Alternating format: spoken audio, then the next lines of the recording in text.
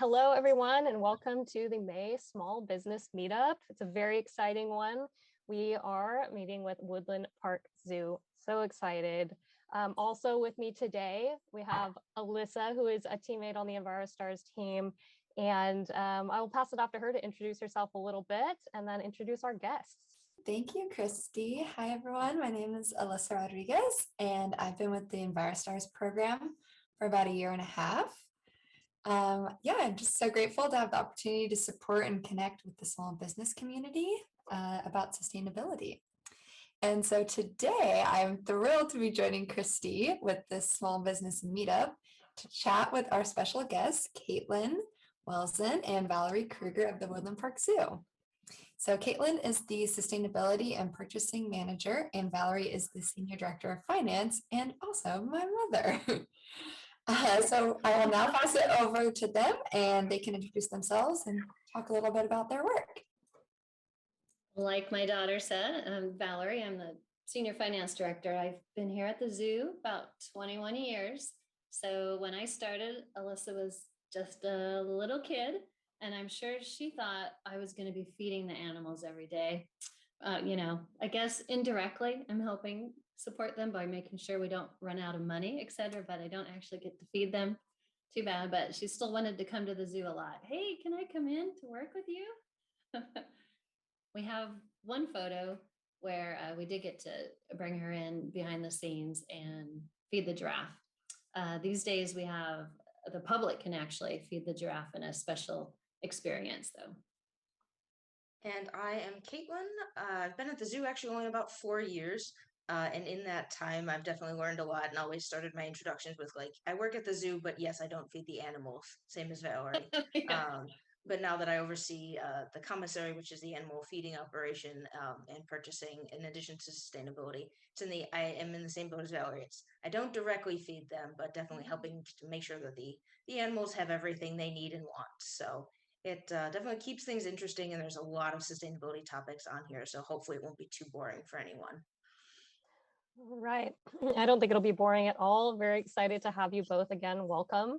Valerie, let's start out with you. Can you provide some background on the zoo and then maybe dive in a little bit to sustainable finance after that? Mm-hmm. Sure. Yeah. Well, the zoo was formed in 1899.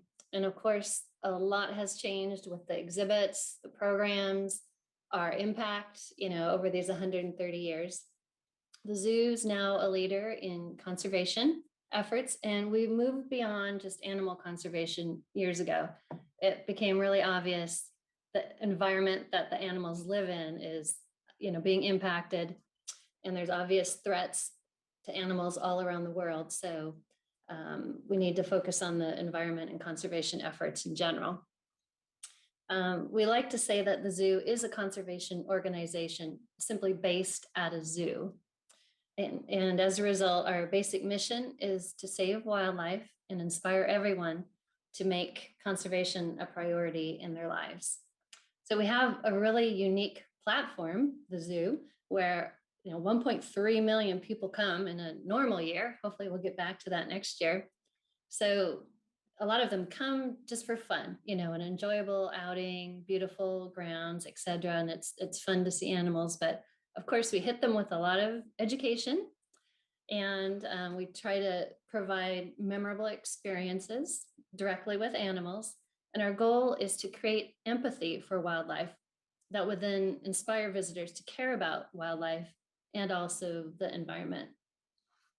And as a conservation organization, we know we have a responsibility to live out our conservation values in other places, right? Beyond just operations and our programs, also in financial management. So that's where I was going to tell you a bit about how we invest our endowment. We have about a $25 million endowment. And it was interesting for me, 20 years ago, we looked at socially responsible investments. That's what was available back then. And there weren't very many of them, and they're really limited, not very well diversified. So we didn't do that. But about 10 years ago, there started to be ESG funds, and the E is for environmental. So let's look into those. And about 7 or 8 years ago, we got our board to let us slowly start investing in those. So we have about half of our endowment investments in ESG funds right now. And to explain it further, E is for environmental, S is for social, and G is for governance. So those are the screens or the ratings by which mutual fund managers decide how they're going to invest in companies. So basically, we just use mutual funds. We don't individually pick, stocks or bonds per se, but the mutual fund manager has to pick a rating company. So that rating company reviews all of the corporations, what their stocks and bonds, and gives them a rating based on those ESG. We told our mutual fund people we're going for the high E scores, environmental, of course. Usually the other two come along with it though. At any rate, we also chose managers that only screen out like the worst offenders. So there's still great diversification, meaning there's a lot of stocks in a mutual fund, like 1,500 stocks or something. There's not like 10 stocks, which would make it more risky, basically. So what they do with the ratings is the good ratings get the higher weights. So if you're a company and you're trying to make your environmental rating score higher, then your stock is going to be more desirable by these ESG funds. And then the worst offenders get punished, so to speak. Their stock and bonds aren't as desirable, and they don't get as many investments. And where that matters is where a company wants to grow, they have to issue stock or bonds. That's the capital. So they have better access to capital if their scores are better. So it's really exciting to see how many other people are investing in ESG. I mean, it is like a tidal wave into ESG investments. I looked up, the assets grew 42% between 2018 and 2020. So it's becoming a huge market sector, right? So if we have enough people doing that, it's a walk the talk thing, because it does cost a little bit more. These funds are a little bit more expensive. They're a 0.25%, some small amount, but it's worth it because we're helping reinforce those companies that are trying to improve their scores. They're going to have better access to capital, etc. So it's a good way to motivate the corporate America to improve their environmental scores. And one other way I should mention, we also make these ESG investments available in our 403B. So like I chose, zoo staff don't have to, but it's an option to put all your retirement investments in ESG holdings as well, which is cool for staff because they like to walk the talk, basically. Definitely. Wonderful. Well, I can definitely see just from that even why you all are an EnviroStars recognized business. And I think sustainable finance and environmental finance like you said, it's a great way to walk the talk. So moving on, I think Alyssa has a few questions too. Yes, thank you. Caitlin, could you tell us a bit about the Sustainable Zoo Plan? Absolutely. So our Sustainable Zoo Plan is really the founding and guiding document of our overall sustainability strategy. So since 2012, we've put together these documents to really help us think about what we care about and how to actually go about making those happen. So our most recent plan started in 2018 and will run through 2022, and it sets kind of our theme areas. Some that you might think of like water and waste, but some that you might not, like outreach and education and social impact, and think about like the goals that matter to us for that. And it's really also just helping us stay in line with the zoo's mission of inspiring everyone to take conservation action, like Valerie mentioned earlier. And it helps also with the foundation of other sustainability policies. So we have a sustainable purchasing policy, for example, and a green design guidelines. And those kind of things are based on the foundation of the Sustainable Zoo Plan. And one of the kind of good visuals for it is the sustainability wheel. So it has 3 major sections, one which is environmental, the other which is social, and the third which is economic. And within those, we have different areas like energy and carbon or transportation, collaboration and outreach, health wellness, and it really helps make it so that it's not just about, okay, we're going to do these things that are good for the planet or good for giraffe habitats or whatever it ends up being, but that it's really a holistic approach to sustainability. And within that, we have very specific goals, things like reducing water usage or making sure that staff are aware that we have the sustainable zoo plan and how it should impact everything we do. And from there, we just honestly kind of build and gain momentum and keep moving forward with our sustainability actions. That's awesome. And I love that education and outreach are included in that. I think we at EnviroStars do a lot of outreach as well. And it's great to see some importance on that. Absolutely. Awesome. Yeah, and I wanted to ask some questions. I mean, you mentioned the energy and the carbon offsets and water conservation and all of those different areas of the zoo plan. What has been your experience recently? I know we've spoken to a lot of businesses who have struggled with, you know, the pandemic, especially with education and outreach, or just, you know, being able to. There are just some barriers and challenges that have come up because of COVID. Has that been something? Can you speak to that a little bit? Sure. I'd say the biggest impact has just been on our green team. So we have individuals from all departments across the zoo who gather to talk about sustainability topics like what's going on in your area, what can we improve on, and how do we make those things happen and get everyone's input. With the pandemic and all of the changes and working remotely, those meetings have been a little bit more difficult, and it seems like everyone has somehow gotten busier with the virtual meetings and everything. So we've worked to adjust with that. And also just some of the collaboration isn't quite as easy to get an idea of, you know, how much water are we using or how much energy are we using if you're not on site seeing what might be wasted, for example. We did find some initial like energy and water savings with the pandemic when we had staff starting to work remotely, and obviously with far fewer guests. Um, but really, it's really just about like what we can do, and like funding is another example of areas. So we've had to adjust how we're spending, and it doesn't have a major impact on us because we work to have funding available and planned for with sustainable investment, for example, or like facility upgrades, those kind of things. But for more specific, just general, like having access to money for upgrades, it's not quite as available. But overall, I'd say it's just mostly the trying to keep moving forward, which is, I guess, a struggle on all fronts. And we've just kind of felt that on the sustainability team. Yeah, I can definitely understand how those would be big struggles, but I'm really excited to hear that you're moving forward and you've kept, you know, doing what it seems like you do best, among many things, but just staying as sustainable as possible and being an environmental leader. So that is wonderful.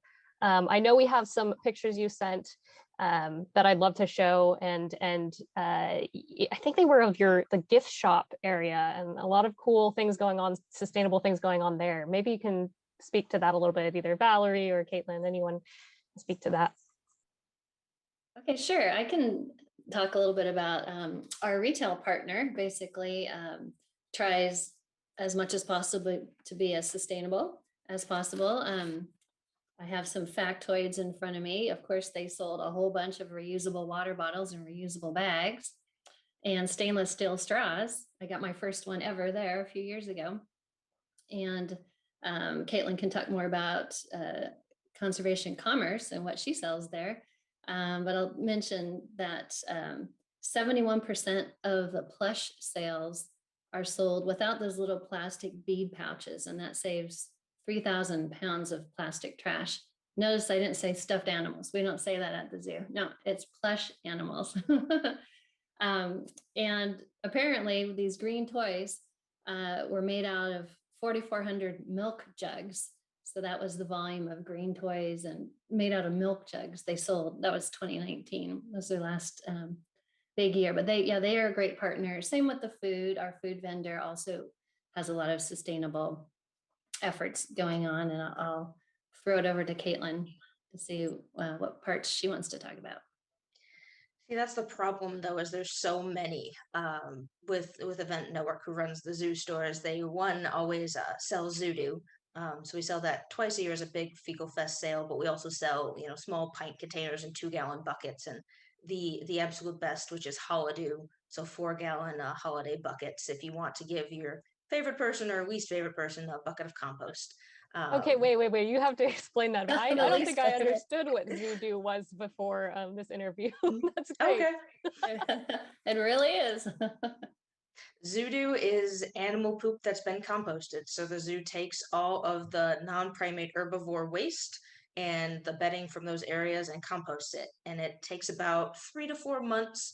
And we end up creating about 500 tons of Zoodoo compost every year. And it's actually so popular that you have to enter a lottery in order to be able to buy it. So it's pretty crazy. Um, just to make money off of what is really waste, but making it into something that people are kind of crazy about. And it's awesome to know that the gardeners love it that much. Well, that is amazing. I know what I am going to be asking for Christmas. I was gonna say I love the name Holiday.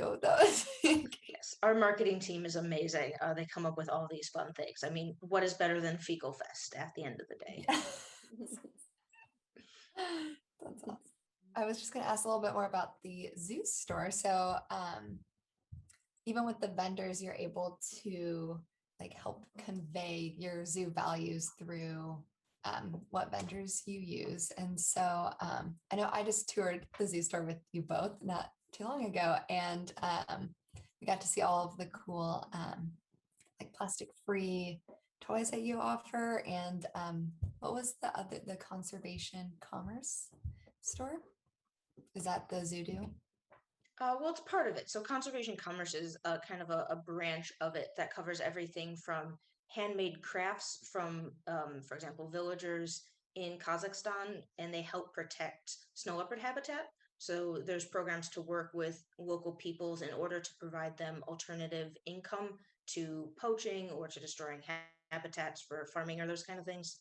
So there's those kind of handicrafts, and they are honestly really amazing. Everything from embroidered handkerchiefs to felted ornaments and the tree kangaroo coffee. So we work with Cafe Vita and the tree kangaroo conservation to create a type of coffee that's shade grown. So you're able to keep most of the forest intact while still growing the coffee beans underneath that initial layer, and you get that shade. And it helps provide the habitat that the animals still need while giving those local individuals the income they need to be able to survive and to create schools and keep all of the local economy going while still changing the standard and keeping conservation a priority for them as well, which they love to do. It's just a matter of it has to be feasible. So we help them create those opportunities for jobs in a variety of different programs. Beyond that, conservation commerce is a little bit more too about just some general sustainability stuff. So buying things that are in line with our values. So buying things that have recycled content, for example, or buying toys that don't have that extra packaging. So there are some really cool like dump trucks that are made from recycled plastic and come in cardboard packaging that's fully recyclable. So even things that you don't think about, what you buy and how you buy it is really important. And our vendors try to support that. Um, on the other side, for food, our partner Levy tries to buy local food when at all possible in season, and also try and support vegan and vegetarian options as well, so that individuals who come to the zoo can have amazing food that's in line with their dietary preferences. And honestly, just trying to make the experience amazing without people realizing that they're actually helping do something really good environmentally and socially. And also those partners, ultimately, they end up taking a little bit less profit. So, we appreciate that. It's sometimes the margins aren't as good on a conservation commerce thing, but they know it's important. They knew that when they signed up to be our partner. Yeah, that's awesome. That's great. I also wanted to talk a little bit or ask a little bit about the exhibit designs that you do. I love jumping into like talking about the animals. And I imagine, when you're designing an exhibit or designing even just like with the structure for the animals and everything, their habitat, you want to keep it to their preference, obviously, so they can thrive, but also keeping in mind how to keep things as sustainable as possible for the zoo as a whole. So what's that process like? Oh, it's a major process. So it involves our animal management team to make sure that the habitats are what the animals will like and keep them safe and those kind of things. And also with our capital projects team to actually think about, all right, so how do we design this structure within these specifications? What sustainable materials could we use in terms of porous concrete, for example, or can we reuse materials from other areas? And then we actually have the exhibits team, which goes and actually builds the materials. So everything from some of the trees that are in exhibits are fabricated by them using as sustainable materials as possible, but some are actually trees that are harvested from either the zoo itself or from surrounding areas. So they're able to make those and incorporate those into the habitat. And they actually get to design some really cool stuff. My personal favorite is that a lot of the vines in the orangutan and gorilla habitats are old fire hoses that have been, the ends are clipped off and then they cover it in some type of rubber or latex and paint it and turn it in grooves and all kinds of cool things to make it look like a real vine. And you actually have to look really closely in the exhibit to see which ones are real and which ones are fabricated. That is Um, so clever. it really is. They can do some amazing things. So the next time you're at the zoo, look at the habitats. There's a lot more work that goes into them than you might realize. But our teams try to do the best they can for both the animals and the environment anytime they're designing or creating or modifying habitats. Awesome, wonderful. And I had a question. The zoo has had a lot of successful campaigns and exciting campaigns in the past. Could you tell us a little bit about those? Sure. So one recent one that comes to mind is kind of a towards a zero waste program. So thinking about Plastic Free July, which I believe we last had in 2018 or 2019, and it was a campaign with the Monterey Bay Aquarium to really get people to think about the single-use plastics in their life. Everything from straws to plastic bags, to even just food containers, to think about, what could you do differently and how to keep those out of marine environments, especially because those have such a negative impact on wildlife. So we did a lot with that, and part of that campaign was switching from plastic water bottles that were sold in the zoo store and also at the dining operations and turning those into or getting aluminum bottles instead. So people, when they came and got water, actually had a reusable aluminum bottle with a screw top that they could keep refilling throughout the day with the newly installed water bottle refilling stations. So we kind of got to blend in water and sustainable purchasing and also trying to reduce waste and protect animals, especially in marine environments. So that was one really cool one. Some other recent ones include everything from the um, otter lot upgrade. So the one of the parking lots at the zoo is, I believe, about a quarter acre in size, and they pulled up the pavement on that and installed a system that would catch the rainwater that fell onto the parking lot and then drain it, filter it, and then infiltrate it into the soil. So rather than all that water going to the sewer system, which for our part of Seattle actually goes to the wastewater treatment plant, instead, that slowly is filtered into the ground so that it can go back into our lakes and rivers and the groundwater overall. So helping on a couple different fronts there with that. And then the last one, because I like to focus on the waste stuff, it's a lot of fun for me. But Zero Waste Jungle Party in 2019. So we actually worked with our vendors so that they only brought compostable or recyclable items for the food service especially, but also just in the planning, there are so many little knickknacks and decorative things. So trying to eliminate those or make them so that they were sustainable or reusable. And then at the end of the night, it was sorting through to make sure that everything got put in the right place. And despite hundreds of pounds of trash, I believe it was thousands of pounds, less than 10% of it ended up going to the landfill, which is pretty impressive. That is impressive. Wow. And was this a jungle party because you're all kind of sustainability and waste nerds, so it was fun, or was there also like lights and music while you were doing your sorting and Oh, whatnot? well, we weren't. It wasn't quite that fun. So, sorry, I forget these things are just so normal for me. But Jungle Party is our big fundraiser every July. So that's when we bring hundreds of guests and donors onto the zoo, and it is a party with a big fancy dinner and auctions and ambassador animal visits and wandering around the zoo having a great time. And we actually get to bring that back partially in person this year, so everyone's excited for that. Mhm. Yeah, and since perhaps you're interested in coming to the zoo and doing some party-like stuff, we do have something coming up in August called Whiskey and Wild Bites. Every Thursday evening in August, separate charge. There are going to be 16 chefs, and these are premier chefs providing the wild bites around the zoo. So usually it's really good weather in August, and that'll be a super fun event with, I think 4 different times to choose from those Thursdays in August. So we're looking forward to. It's a good way to introduce people. Say you haven't been to the zoo for a while, you get to walk around and do this kind of social thing at the same time.